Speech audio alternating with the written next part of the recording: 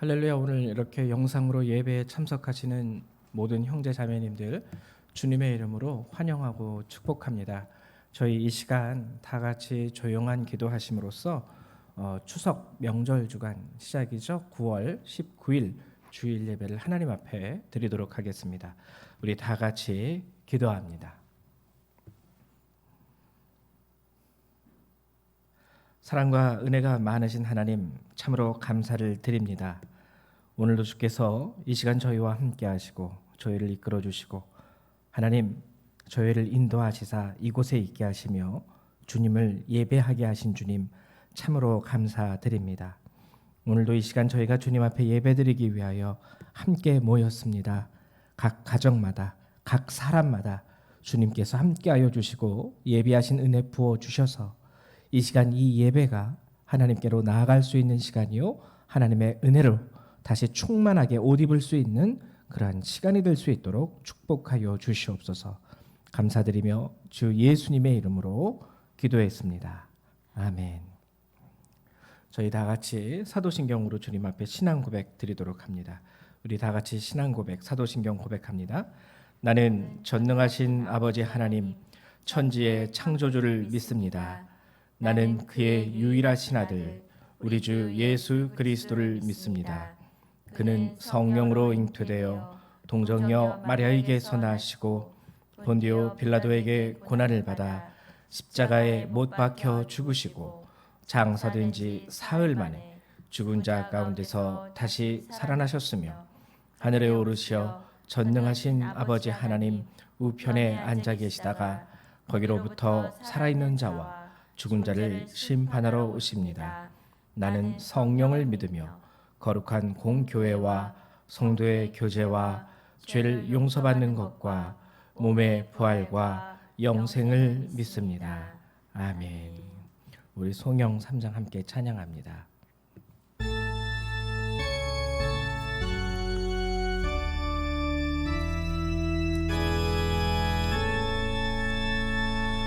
성부 성자와 성령 찬송과 영광 돌려보내세. 대초로 지금까지 또 영원 무궁토록 성삼위께 영광.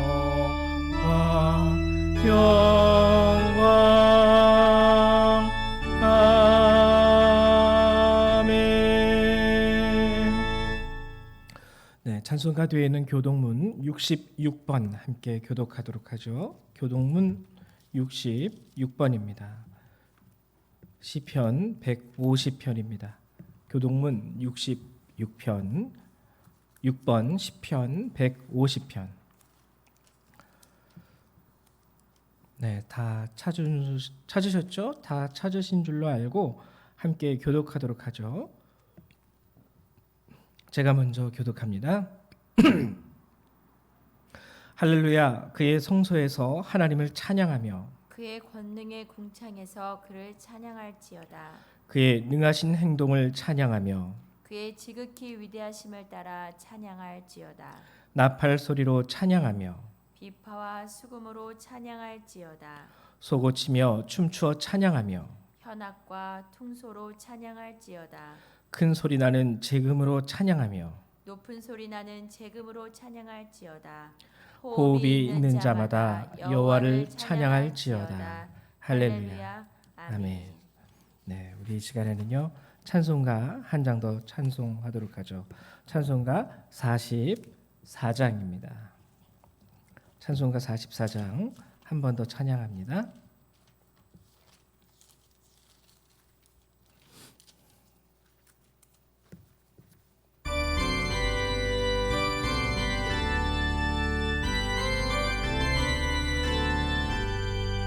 지난 이래 동안에 예수 인도했으니 주의 전에 모여서 감사 찬송합니다. 가장 복된 이날을 하늘한 식표로다. 가장 복된 이날은 하늘한 식표로다. 주의 공로 힘입어 은혜 주심 빌 때에 화목하게 하시고 죄를 벗겨 주소서. 세상 걱정 버리고 은혜 받게 하소서. 세상 걱정 버리고 은혜 받게 하소서. 하나님의 이름을 찬송하러 왔으니 모임 중에 계시고 영광 나타내소서. 기쁜 하늘 잔치에 참여하게 하소서.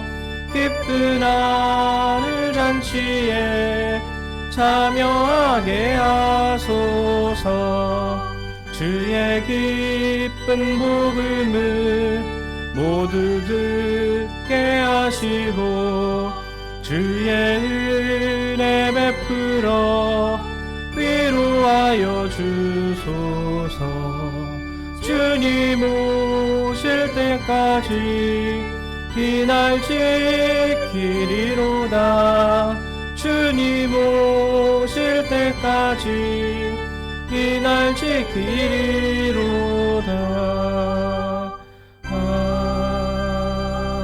아멘. 이 시간에는 각 가정에서 대표자 되시는 분께서 이 예배를 위해서 기도해 주시기를 부탁드립니다. 우리 다 같이 기도합니다.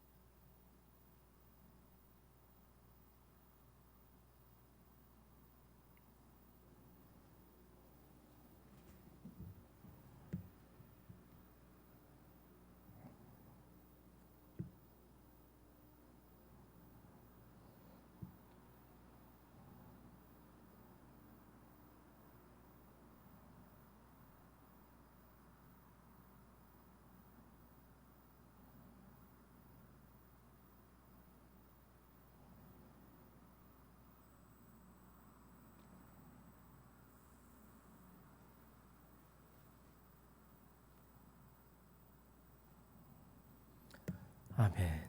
네, 감사합니다. 저희 이 시간에는 하나님의 말씀 같이 한번 찾아보도록 하죠. 오늘 함께 나누실 주님의 말씀은 데살로니가 후서 3장 6절에서 16절의 말씀입니다. 데살로니가 후서 3장 6절에서 16절의 말씀. 신약 성경 336페이지에 있습니다. 336페이지. 데살로니가 후서 3장 6절에서 16절. 다 찾으셨죠? 찾으신 줄로 알고 저희 한 절 한 절 같이 교독하죠. 제가 먼저 교독합니다. 형제들아, 우리 주 예수 그리스도의 이름으로 너희를 명하노니 게으르게 행하고 우리에게서 받은 전통대로 행하지 아니하는 모든 형제에게서 떠나라.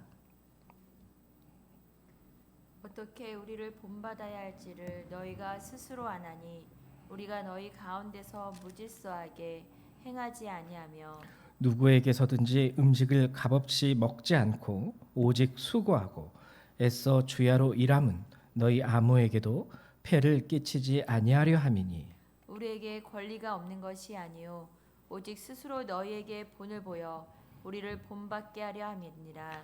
우리가 너희와 함께 있을 때에도 너희에게 명하기를 누구든지 일하기 싫어하거든 먹지도 말라 하였더니 우리가 들은즉 너희 가운데 게으르게 행하여 도무지 일하지 아니하고 일을 만들기만 하는 자들이 있다 하니 이런 자들에게 우리가 명하고 주 예수 그리스도 안에서 권하기를 조용히 일하여 자기 양식을 먹으라 하노라. 형제들아 너희는 선을 행하다가 낙심하지 말라. 누가 이 편지의 한 우리말을 순종하지 아니하거든 그 사람을 지목하여 사귀지 말고 그로 하여금 부끄럽게 하라. 그러나 원수와 같이 생각하지 말고 형제같이 권면하라. 평강의 주께서 친히 때마다 일마다 너에게 평강을 주시고 주께서 모든 사람과 함께 하시기를 원하노라. 아멘. 네, 이제 오늘은 데살로니가를 마치는 마지막 3장의 말씀을 여러분들하고 함께 나눕니다. 오늘 데살로니가 후서 3장의 말씀을 나누기 전에 지난 시간에 우리가 함께 나누었던 데살로니가 후서 2장의 말씀을 다시 한번 간략하게 정리를 하고 넘어가려고 합니다. 지난 시간에는 우리가 데살로니가 후서 2장의 말씀을 나누면서 중요한 한 가지 마지막 때에 일어날 사건에 대한 우리의 경계 이런 것들을 우리가 함께 나눴는데요. 그것은 뭐냐면 미혹이라는 거였어요. 미혹. 마지막 때에 우리 성도들 가운데 미혹함이 나타나게 될 거예요. 성경이 얘기했습니다. 그리고 미혹되는 성도들도 생겨나게 될 거예요. 근데 여기서 이제 미혹함으로 말미암아 교회 안에 배교자가 일어나게 된다라고 얘기하고 있습니다. 이 배교자란 무엇을 의미하냐면 믿음을 떠나거나 뭐 예수님을 부인하거나 이렇게 해서 등을 돌리는 그런 거이기보다 겉으로 볼 때 열심히 있어요. 여전히 예수를 고백하고 그리스도를 구세주로 고백하면서 신앙생활을 합니다. 근데 미혹됨으로 인하여 그들이 잘못된 길로 가는 거예요. 잘못된 열심, 잘못된 신앙. 이것을 이제 지난 시간 사도 바울은 배교라고 얘기를 한 겁니다. 배교자. 그리고 이런 것 가운데 우리 가운데 이러한 신앙의 미혹이 작용하는 중요한 원인 중에 하나, 그것이 우리의 신앙생활에 있다라고 말씀을 드렸죠. 그게 무슨 뜻이냐면 많은 사람들이요, 신앙생활이라는 것을 내가 살아가는 나의 삶 가운데 여러 가지 모습의 우리의 삶이 있죠. 가정에서는 부모로서, 또 부모님이 살아계신 분은 자녀로서, 이러한 우리가 살아가는 이 생활 가운데 그저 곁가지처럼 새롭게 시도하는 삶으로서의 신앙생활. 그러니까 나의 삶은 나의 삶이에요. 근데 거기서 신앙생활 하나를 더 추가한 거예요. 마치 이렇게 여러분들이 생활을 하다가 운동하는 시간을 좀 가져볼까? 아니면은 여지껏 도전해보지 않고 관심도 두시지 않았던, 뭐 예를 들면 음악을 좀 배워볼까? 아니면 미술을 좀 해볼까? 그래서 뭐 예술가로서의 생활도 한번 살아가 볼까? 뭐 이렇게 내 삶의 여러 가지 격가지로서의 다양한 종류의 삶을 우리가 추가시킬 수 있습니다. 그 중에 하나가 신앙생활로 추가되는 거예요. 그럼 이렇게 되면은 무슨 문제가 일어나냐면 신앙생활이라는 부분을 한정하게 돼요. 예를 들면 주일날 교회 가는 시간, 주일날 예배 드리는 그때만 신앙생활이고 그게 끝나면 다시 내 삶으로 돌아옵니다. 이 나의 삶 가운데 사단이 틈을 타기 시작하는 거예요. 그래서 성경이 우리 그리스도인들에게 말하는 참된 신앙생활이란 나의 삶 가운데 여러 가지 추가할 수 있는 그런 격가지로서의 하나의 삶이 아니라 나의 삶을 아예 바꾸는 거예요. 이걸 다 내다버리고 오직 예수 안에서 살아가는 새로운 나의 삶을 살아가는 것이 신앙생활입니다. 그래서 신앙생활은 격가지가 아니에요. 내가 신앙생활을 한다라는 것은 이제 나의 삶 가운데 내가 추가해 놓은 여러 가지 곁가지로서의 내 삶의 모든 생활들이 이제는 다 신앙의 색깔로 다 번지게 되는 거, 그게 바로 신앙생활입니다. 그래서 이렇게 되지 못할 때 여러분들은 신앙생활은 지킬 수 있어요. 아니야, 주일은 11시는 예배 드리는 시간이야 하고 그거를 꼭 지킵니다. 그거를 꼭 지키고, 자, 이제 나는 이번 주에도 나의 신앙생활을 지켰어. 그리고 내 삶으로 돌아오면 내 삶의 신앙생활과 단절된 대부분의 나의 삶 가운데 내가 여전히 바라는 것들이 있어요. 내가 여전히 이루고 싶은 것들이 있고 내가 여전히 소원하는 것들이 있고 그럼 그 안에 사단이 틈타는 거예요. 그 안에 나의 바램과 나의 소망과 나의 원하는 것이 예수 그리스도 밖에 있기 때문에 그 안에서 사단이 틈타서 이렇게 해도 돼. 세상 사람들 다 이렇게 살아가. 이렇게 해야지 합리적인 거야. 그러한 생활 가운데 합리적 생활은 될 수 있을지 모르겠지만 신앙 생활은 될 수 없는 거예요. 부유한 생활은 될 수 있을지 모르겠지만 신앙 생활은 될 수 없는 것이죠. 그래서 이러한 우리의 신앙과 우리의 삶을 분리해 놓는 이원화된 우리의 인식, 우리의 가치 가운데에서 사단이 역사합니다. 그래서 우리는 신앙인은 진정한 신앙생활, 나의 삶의 모든 이제 생활 가운데 예수 그리스도를 중심에 놓고 그 안에서 판단하고 그 안에서 결단하고 그 안에서 살아가는 것. 그러면 사단이 틈타지 못하겠죠. 그래서 신앙생활이라는 것은 여러 생활 중에 그냥 내가 살아가는 여러 생활 중에 하나의 생활이 아니라 이제는 그 여러 생활들을 주관할 수 있는 전부가 되는 것이 신앙생활이 되어야 한다는 것. 이것을 이제 지난 시간에 우리가 함께 나누었습니다. 이제 그리고 오늘은 이제 데살로니가 후서 3장의 이제 내용을 나누는데요. 이 데살로니가 후서 3장은 이제 데살로니가 교회의 성도들을 향한 마지막 사도 바울의 당부가 담겨 있어요. 당부. 근데 이 당부가 얼마나 좀 중요한 당부인지 오늘 6절에서 보면 형제들아 우리 주 예수 그리스도의 이름으로 너희에게 명하노니.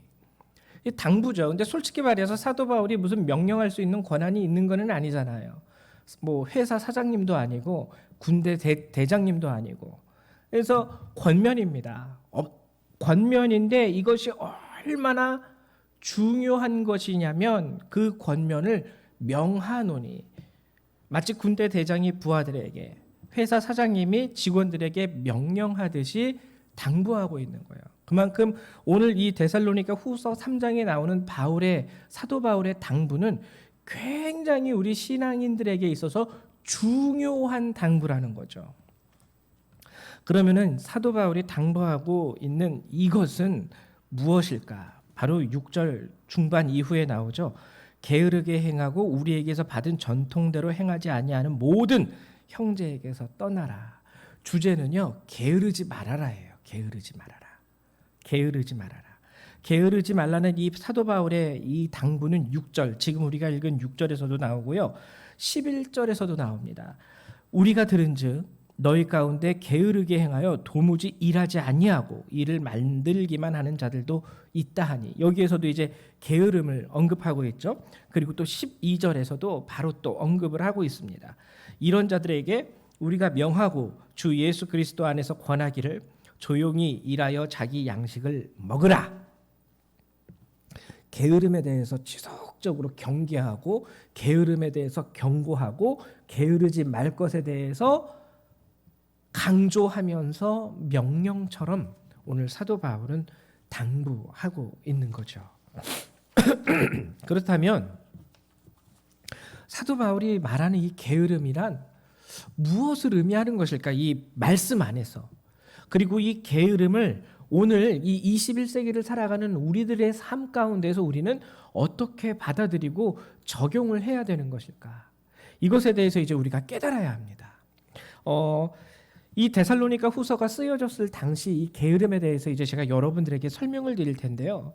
오늘 사도 바울이 강하게 당부하고 있는 이 게으름이라는 것은 지난 시간에 우리가 함께 나누었던 성도들의 미혹하고 굉장히 관련이 깊습니다.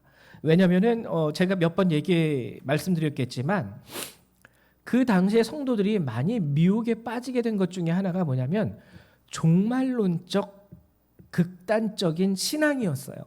그러니까 예수님이 오신다라는 거예요. 이것이 우리에게 있어서 중요한 가치임은 확실합니다. 근데 내일 오실지도 몰라. 내일 모레 오실 거야. 이게 임박한 거예요. 종말론적 신앙 안에서 우리는 살아가야 됩니다. 근데 이게 극단주의로 치닫히게 되면서 어떠한 잘못된 모습들이 성도들 가운데 나타났냐면 다 내팽개치는 거예요. 주님이 오신다는데, 내일 오신다는데 내가 직장에 나간들 뭐하고, 내가 학교에 나가서 공부한들 뭐하고, 주님이 지금 당장 오신다는데 내가 집안에서 집안일하는 게 뭐가 중요해. 그러면서 삶의 자리를 이탈합니다. 그런 미혹에 성도들이 많이 빠지게 된 거예요.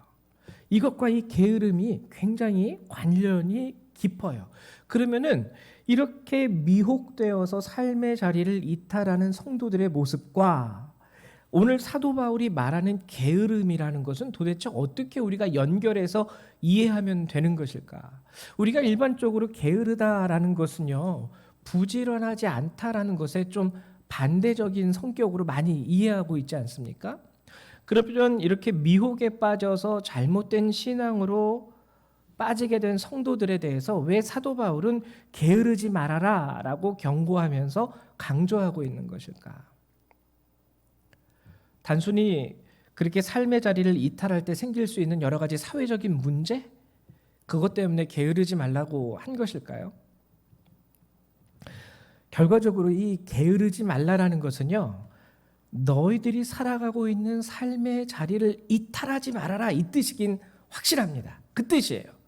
근데 여기에는 아주 중요한 의미가 담겨 있어요. 그러니까 내가 오늘 살아가고 있는 나의 삶의 자리를 떠나지 말고 그 삶의 자리를 지켜야 된다. 근데 왜 떠난 자들을 게으른 자들이라고 얘기하고 있을까? 떠난 사람들을 게으르다라고 얘기한 아주 중요한 이유는 지금 내가 오늘 살아가고 있는 내 삶의 자리가 소명의 자리이기 때문에 그렇습니다. 소명의 자리. 즉 하나님으로부터 부름받은 자리라는 거예요. 하나님이 그 자리에 나를 왜 부르셨을까요? 하나님께서 나를 통하여 이루고자 하시려는 하나님의 목적이 거기에 있어요. 하나님께서 나를 부르신 자리에서 나를 통하여 하시려는 일이 있는데 우리는 미혹에 빠져서 그 일을 내팽겨 쳐버리고 단순히 집안에서 밥 안 해준다고, 집안의 가정이 돈 안 벌어온다고 이것도 문제겠지만 이것보다 하나님 앞에 신앙인으로서 우리는 하나님의 부르심과 하나님의 목적과 하나님의 일하심이라는 이 틀 안에서의 소명을 말씀드리는 겁니다. 그 소명을 내려놓고 던져버리고 내팽개치고 오늘 무슨 일을 해, 오늘 무슨 학교를 가, 오늘 무슨 직장을 나가, 주님이 오신다는데. 여러분 기억하십니까? 아마 나이가 저보다 많으신 분들은 기억하실 것 같은데요. 제 기억에도 1990년대죠. 정확히 몇 년도인지는 잘 기억이 나지 않지만 90년대에 우리나라에서도 그때 휴거라고 해가지고 주님이 그때 10월 20날이었나 하여튼 이렇게 딱 정해놓고 그날 예수님 오신다고 재림한다고 세상의 끝이 온다고 하면서 많은 성도님들이 미혹을 당했어요. 그분들이 단순히 주님이 오시기 때문에 먹고 잠만 자고 있었던 거는 아니라는 거 아시죠? 굉장한 열심을 내면서 통성기도하고요. 늘 모여서 주님이 오신다고 했기 때문에 그 오심에 대해서 준비하고 대비하고 만나는 사람마다 10월 예를 들면은 오늘 내일 모레 예수님이 오신대요. 세상이 끝나요. 여기서 이러고 있을 시간이 없어요. 빨리 가서 우리 주님이 오실 것을 예비하면서 기도하고 함께 모여서 예배드리고 해야 됩니다. 엄청난 열심을 보입니다. 절대 그들은 게으르지 않았어요. 근데 잘못된 열심이었죠. 잘못된 모습이었습니다.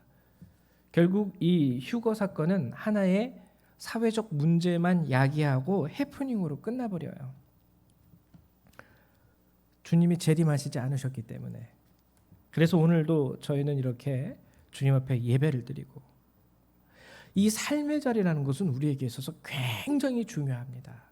하나님이 그 안에서 역사하시고 하나님이 그 안에서 일하시고요. 우리와 함께 일하시기 원해요. 그래서 우리를 택하시고 우리를 부르신 거예요. 그런데 우리는 그 소명을 저버리는 사건.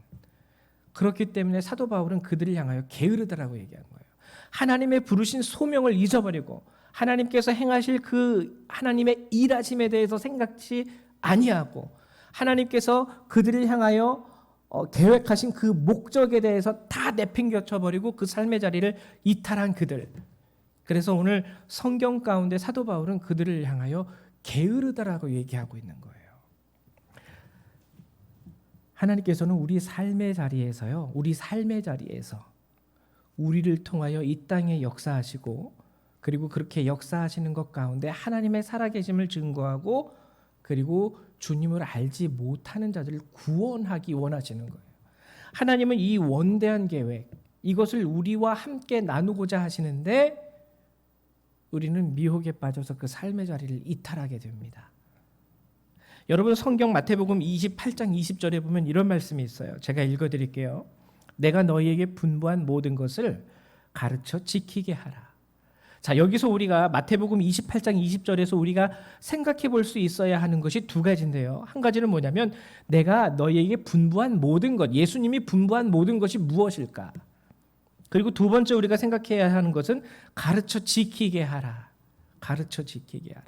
자, 먼저 우리가 예수님이 우리에게 분부한 것에 대해서 생각해 보면은요, 예수님이 우리에게 분부한 모든 내용은 여러분들이 성경을 자세하게 읽어보면 아실 수 있겠지만 교회 안에서 행해지는 예전과 예식, 의식을 가르쳐 주신 적은 한 번도 없습니다.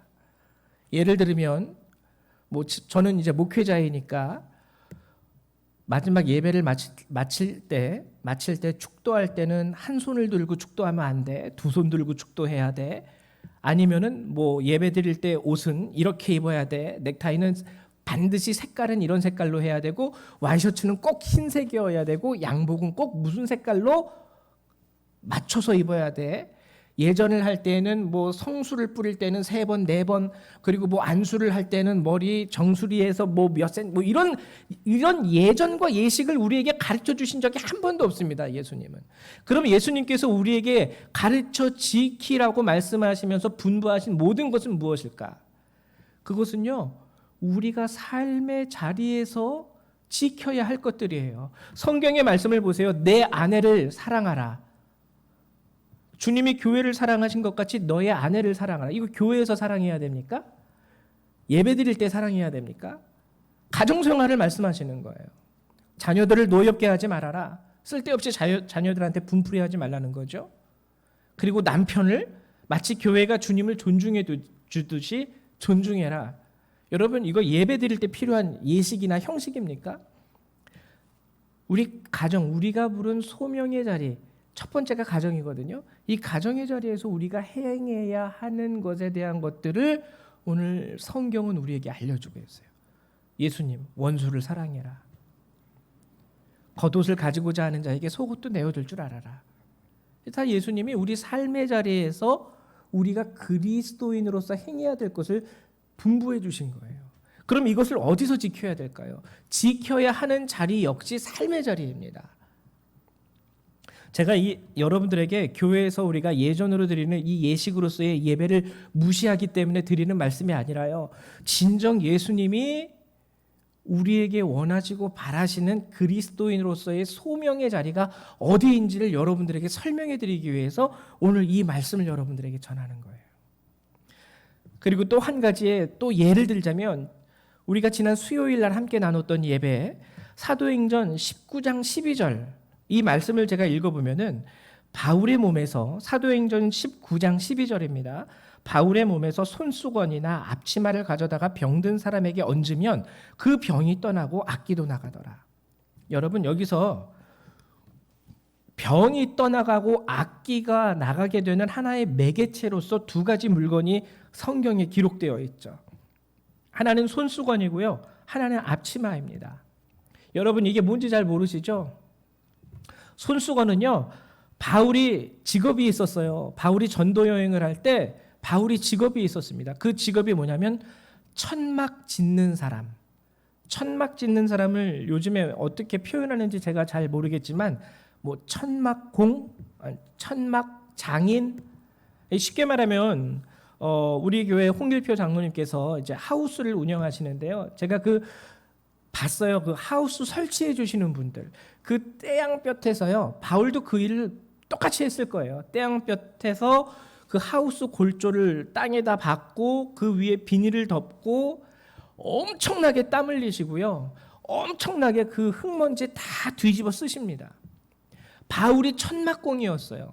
여기서 말하는 바울의 몸에서 손수건, 이건 뭐냐면 바울이 땀날 때 땀 닦던 수건이에요. 일하다가 땀이 납니다. 그럼 얼굴에 막 목에 이렇게 덥네. 그리고 앞치마는 뭐냐면 작업복이에요. 작업복. 자, 그럼 여러분 이 땀수건과 작업복을 여러분들은 예배 드릴 때 사용하십니까? 교회 안에서 예전과 예식에 사용하십니까? 헌금 낼 때 작업복에다가 이렇게 해서 헌금 드리십니까? 땀수건을 땀 냄새 나는 그 아주 그냥 시큼한 땀수건 가지고 여러분들 예배 드릴 때 사용하십니까? 이 말씀은 뭐냐면요, 바울의 몸에서 손수건이나 앞치마를 가져다가 하나님의 역사하시는 장소가 어디인지를 우리에게 알려주시는 거예요. 교회에서 역사하셨다라는 게 아니라 교회 안이 아니라 교회 밖, 바울의 삶의 자리에서 하나님은 바울을 통하여 일하셨던 거예요. 그가 천막을 만드는 그곳에서, 그가 천막을 만드는 그 시간 그곳에서 하나님은 역사하신 거예요. 바울을 통해서. 여러분, 오늘 하나님께서는요, 우리 삶의 소명이 있는 우리 삶의 자리에서도 이와 같이 일하시기를 원하세요. 여러분들의 가정에서 그렇고요, 여러분들의 직장에서 그렇습니다. 우리가 신앙인으로서, 그리스도인으로서 소명의 자리를 생각하면은요, 우리는 크게 세 가지 자리를 생각할 수 있어야 됩니다. 첫 번째는 가정이에요. 가정. 두 번째는 직장입니다. 직장. 불법적인 것이 아니라면 직장. 그리고 그리스도인으로서 마지막 우리에게 주시는 소명의 자리는 교회예요. 교회. 크든지 작든지 교회. 여러분 힘드시죠? 사회생활, 인생이라는 것 자체가 힘들잖아요. 근데 가정이라는 걸 한번 생각해 볼게요. 힘들다고 쉽게 바꾸실 수 있습니까? 아이를 바꿀 수 있어요. 나 너 키우기가 너무 힘들어. 너 이제 바꿔버리자. 너 이제 저 집 가서 저 집 아들 하고 나는 좀 말 잘 듣는 얘를 우리 집 아들로 데려와야 되겠어. 여러분의 아내나 남편을 좀 힘들다고 함부로 바꾸실 수 있습니까? 굉장히 어려워요. 어려운 게 아니라 거의 불가능하죠. 자녀를, 부모를 어떻게 쉽게 바꿔버립니까? 직장도 그렇죠. 지금이야 뭐 평생 직장이 사라진 시대라고는 하지만 그래도 직장 생활하는 게 감사하죠. 직장 생활하는 게 감사해요. 함부로 바꿀 수 있습니까? 쉽게 조금 짜증나게 만드는 사람이 있다 그래서 쉽게 바꿀 수 있어요. 물론 그러실 수 있는 분들도 있겠지만 가정이라는 것도 직장이라는 것도요, 쉽게 바꿀 수 있는 그런 성질의 것이 아니에요. 교회는 어떨까요? 오늘 교회 안에서도요, 하나님은 동일합니다. 자, 일단 오늘의 본문의 말씀 게으르지 말라라는 것, 미혹된 성도들에 대한 바울의 명령과 같은 당부이지만 지금 이 시대는 뭐 휴거 때문에 뭐 예수님 내일 오신다고 해서 미혹되는 그런 일들은 적어도 지금 이 순간에는 우리 주위에 없지요. 그러면 우리는 이 게으르지 말라라는 이 오늘 성경의 말씀을 우리 소명의 자리에서 이탈하지 말아라 라는 뜻으로 다시 한번 받아들일 수 있어야 돼요.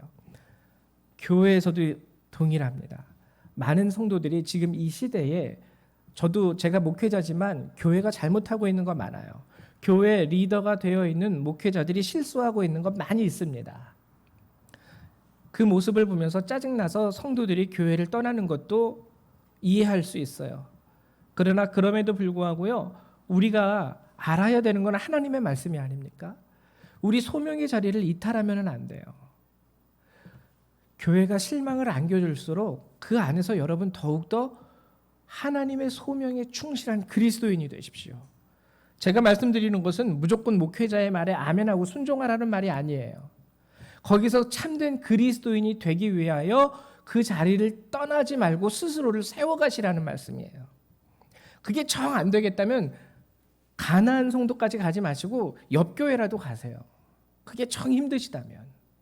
그러나 제가 오늘 여러분들에게 분명히 말씀드리는 것은 이 세 가지, 가정과 직장과 교회는 우리를 향하신 하나님의 부르심이 있는 곳이고요. 하나님은 그곳에서 우리를 통하여 하나님의 일을 이루어 가시기 원합니다. 나를 향한 하나님의 뜻과 목적이 바로 가정과 직장과 교회 안에 있다라는 거예요. 이 사실을 잊으면 안 돼요. 직장도요, 돈 벌러 다니는 곳이라고 생각하시면 안 됩니다. 세상은 직장을 돈 벌러 다니는 곳으로 생각하기 때문에 빈부귀천을 따라서 평가 판단합니다. 아, 여기는 대기업 회사니까 아주 좋은데, 여기는 뭐 중소기업이니까 별로 뭐 별 볼 일 없는데, 세상은 이렇게 빈부귀천을 따라서요, 직업과 직장을 막 차별하지만 하나님 안에서는 차별이 없어요. 하나님 안에서 우리가 오직 생각해야 될 것은 뭐냐면 소명입니다. 오늘 하나님께서는 나를 여기로 부르셨어. 오늘 하나님께서는 나를 이 자리에 세우셨어. 적어도 우리 그리스도인들은요, 빈부귀천으로 직장을 고르고 따지고 그걸로 인해서 또 그 직장에서 일하는 사람들을 평가하고 판단하고 절대 안 되는 거예요. 그 사람은 그 자리에 하나님이 부르신 사람이고, 이 사람은 이 자리에 하나님이 부르신 사람이고, 그렇기 때문에 판단은 물론 주님이 하시겠지만 우리가 생각해야 될 것은 그 자리에서 그리스도인으로서 그 소명의 자리에서 잘 살아가고 있는지, 저 자리에서 그리스도인으로서 하나님의 받은 소명대로 잘 살아가고 있는지, 우리는 이거 판단해야 돼요. 아무개 씨는 어디 직장에서 연봉 1억 이상을 받는데, 이건 우리의 판단 기준이 절대 되어서는 안 됩니다. 그건 세상의 판단 기준이고요. 그걸 가지고 높이는 사람은 스스로 소명을 저버린 사람과 동일한 사람이에요. 오늘 성경에 보면은 바울이 이러한 말씀을 하다가 갑자기 이런 말을 합니다. 형제들아, 너희는 13절의 말씀이에요. 본문 13절.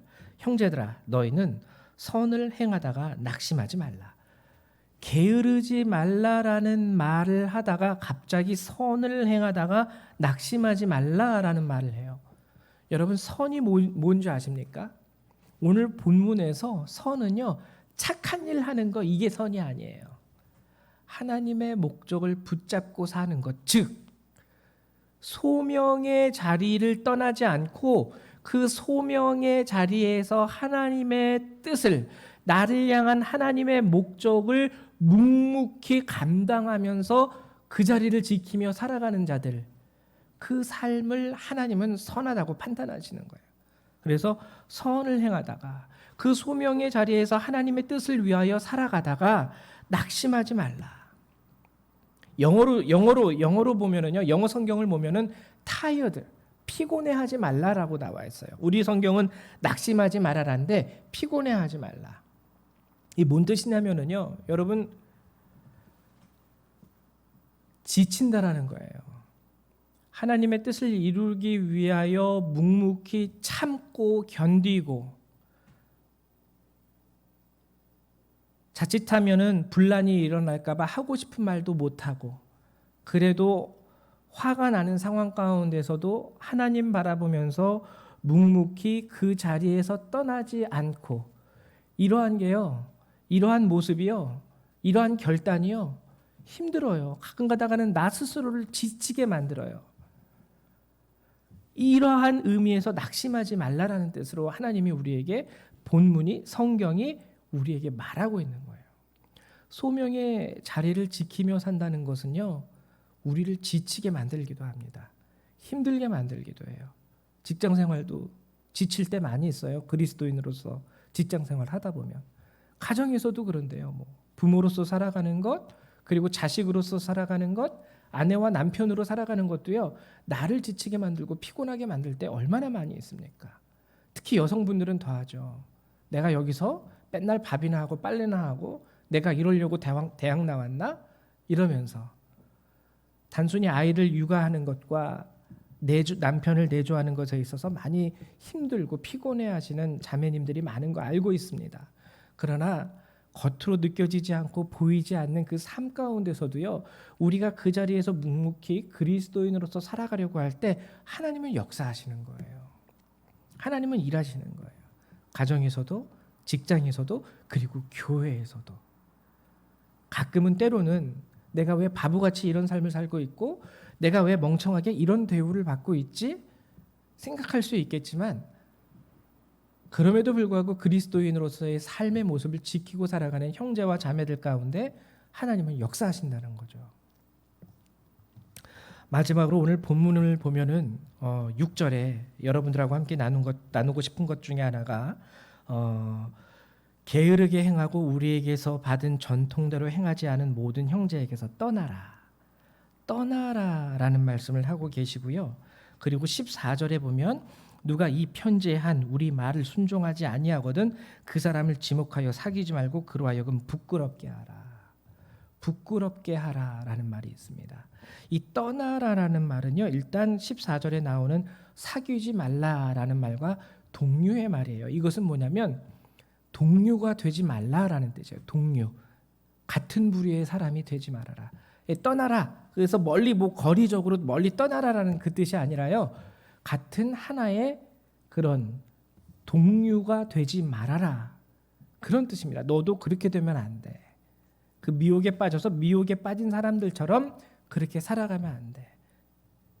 그리고 부끄럽게 하다. 이 말이 이제 우리에게 있어서 더 중요한 말씀인데 부끄럽게 하다라고 하면 우리는 일반적으로 생각할 수 있는 게 창피함을 주다. 이렇게 아이들이 알레리 꼴레리 이러면서 얘기하듯이 상대방에게 창피함을 주는 것, 수치심을 주는 것, 그것을 부끄럽게 하다라고 생각할 수 있겠지만 원어적인 이 단어의 뜻은 뭐냐면 상대방으로 하여금 자기 자신을 돌이켜 보게 함으로써 부끄러운 감정을 갖게 하는 것. 스스로가 누가 나에게 수치심을 주기 때문에 부끄러운 게 아니라 스스로가 상대방의 다른 사람의 삶을 바라보면서 스스로가 돌이켜 자신을 보고 스스로가 부끄러움을 갖게 하는 것, 그것을 말하는 겁니다. 이것은 뭐냐면요, 건강한 부끄러움이에요. 건강한 부끄러움. 이 건강한 부끄러움 가운데는 돌이킴이 있습니다. 근데 이 돌이킴, 즉 부끄러워하게 함으로 돌이키게 하라, 이 뜻이거든요. 우리를 봄으로 인하여. 그 사람들이 우리를 바라봅니다. 우리를 바라볼 때 처음에는 왜 쟤는 저렇게 답답하게 살지? 처음에는 왜 쟤는 저렇게 멍청하게 살지? 이렇게 얘기하던 그들이요, 점점 우리를 바라보면서 그래, 저렇게 사는 게 그리스도인다운 거 아니겠어? 저렇게 사는 게 정말 성경에 주님이 말씀하신 빛과 소금으로서의 역할을 감당하는 거야. 그러면서 스스로 뉘우치는 거예요. 돌이키는 거예요. 돌아오게 하는 거예요. 하나님은 그걸 우리에게 명령하신 거예요. 그러면 우리가 이 말의 이면에는 우리가 온전한 그리스도인이 되어야 된다는 뜻입니다. 우리가 온전한 그리스도인이 될 때요, 그 안에서 하나님은 역사하시고요, 그 역사함을 봄으로 인하여 그들이 부끄러움을 느끼는 거예요. 아, 저 사람의 삶 가운데 하나님이 함께 하시는구나. 저 사람의 삶 가운데 하나님이 은혜를 주시고 복을 주시는구나. 내가 피곤하다고, 내가 지쳤다고, 당신이 잘못하지 않았느냐라고 얘기하면서 내 소명의 자리에서 이탈하는 것, 이게 하나님의 뜻이 아니구나. 제가 오늘 여러분들에게 드릴 말씀은 다 드렸습니다. 게으르지 마십시오. 단순히 부지런해야 된다가 아니라 소명의 자리를 떠나지 말라는 말씀이에요. 그 다음에는 낙심하지 마십시오. 소명의 자리를 지키고 산다라는 게요, 쉽지 않아요. 교회가 부조리를 저질렀을 때 성도들도 그렇게 얘기할 수 있어요. 왜 그 교회를 떠나지 않고 계십니까? 여러분 기도해 보면은요, 그래도 하나님이 나를 세우신 교회이고 이 교회 안에서 내가 그리스도인답게 살아가는 것을 하나님은 더 원하십니다. 이것을 여러분들은 마음속에 새기고 계셔야 돼요. 그래서 여러분들로 하여금 다시 그 교회가 교회답게, 다시 그 공동체가 하나님의 공동체답게 세워져 가는 것을 하나님은 더욱더 기대하고 바라고 계시는 거죠. 가정에서도 그렇고 교회에서도 그렇고. 지금 비록 내가 살아가는 삶이 세상 사람들의 눈으로 볼 때는 전혀 별로 가치 없는 삶이고 알아주는 삶이 아닐 수도 있어요. 그러나 그렇다 할지라도 우리는 하나님의 소명이라는 것을 생각할 때 하나님이 나를 부르신 삶의 자리에서 나와 함께 하시기를 원하신다는 것, 그 안에 하나님이 이루시고자 하시는 목적이 있다라는 것, 이 사실을 꼭 기억하셔서 하루하루 승리하며 살아가실 수 있는 여러분 되시기를 주님의 이름으로 축원합니다. 잠깐 기도하겠습니다. 하나님 감사합니다. 오늘도 이 귀한 말씀을 통해서 우리를 향하신 하나님의 뜻이 무엇인 줄을 알게 하시고 보게 하시고 깨닫게 하시니 감사드립니다. 하나님 도와주셔서 오늘 이 세상의 삶을 살아갈 때 가정에서나 직장에서나 교회에서나 지쳐있는 성도들이 있다면 그들이 낙심하지 않도록 새 힘 부어주시고 그들을 통하여 그 가정에, 그들의 직장에, 그들이 다니는 교회에 다시 한번 하나님의 은혜가 충만하게 되는 역사가 일어날 수 있도록, 회복의 역사가 일어날 수 있도록 하나님 도우시고 축복하여 주시옵소서. 감사드리며 주 예수님의 이름으로 기도했습니다. 아멘.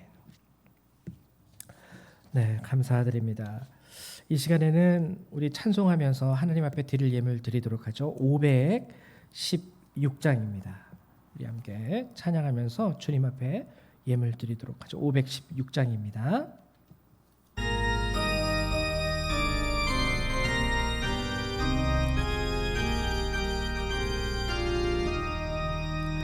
옳은 길 따르라 의의 길을 세계 만민의 참된 길, 이 길 따라서 살기를 온 세계에 전하세.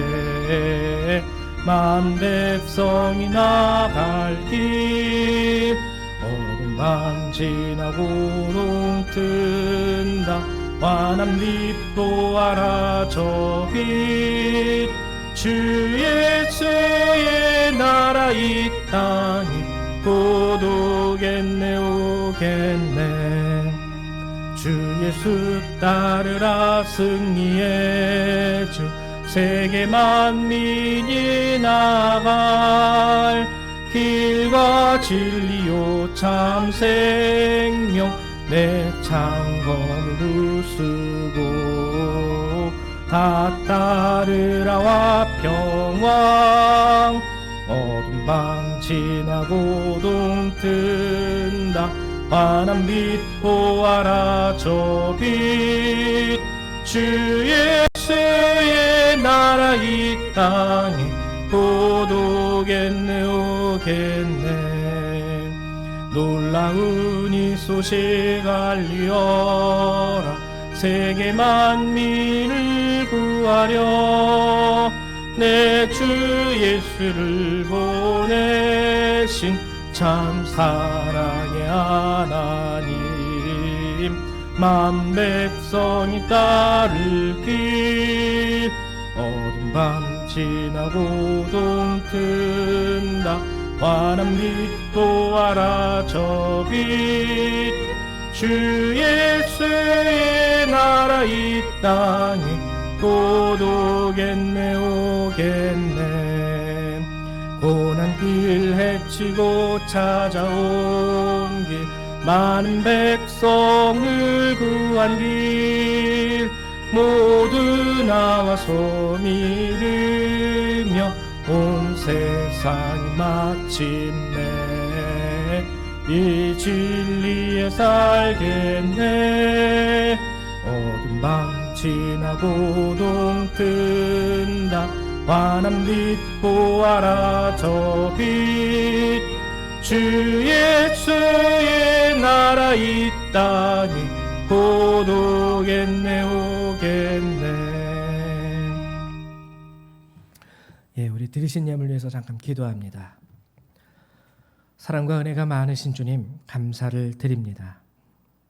오늘도 하나님 우리 소명의 자리, 그곳이 어디인지를 깨닫게 하시고 그곳에서 하나님께서 우리를 부르셨다는 것, 하나님 우리를 향한 주의 목적이 있다라는 것을 하나님 깨닫게 하심을 감사드립니다.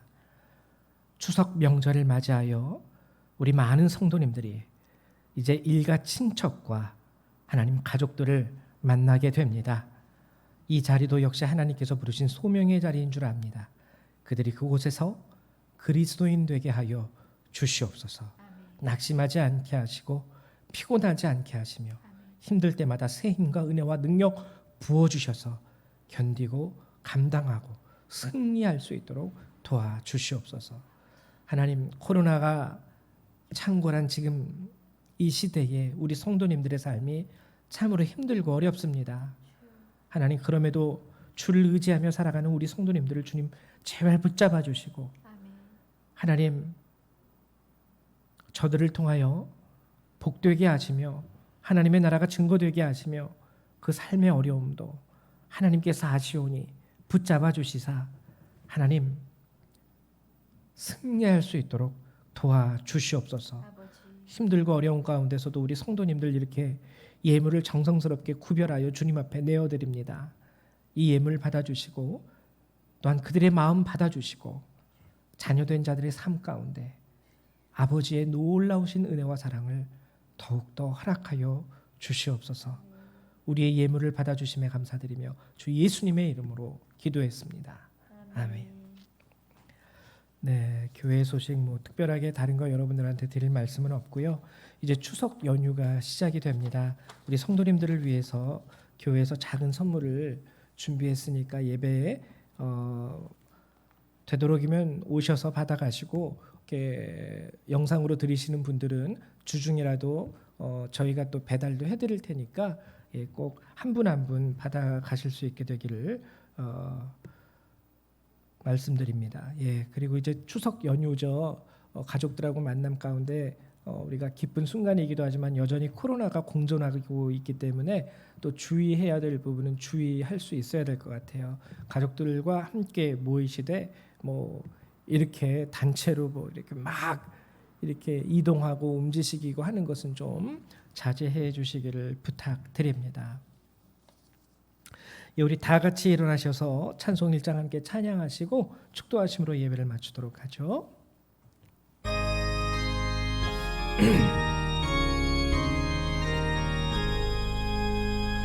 만복의 근원 하나님 온 백성 찬송 드리고 저 천사여 찬송하세